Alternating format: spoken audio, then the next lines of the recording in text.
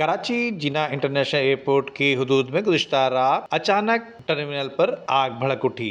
ज़राए के मुताबिक आग कराची एयरपोर्ट के रनवे के अतराफ झाड़ियों में लगी, जहां पर बारिश के बाद से अब तक बड़ी बड़ी झाड़ियां उग चुकी हैं, जो कि किसी भी हादसे का शाखसाना बन सकती हैं।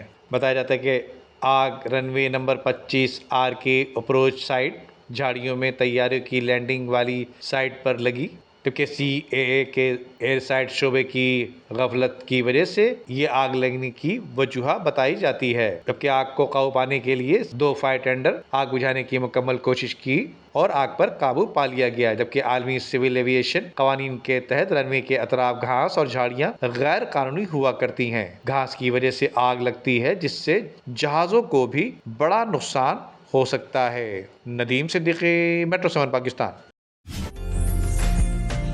उम्दा में पकाएं और जी भर के खाएं।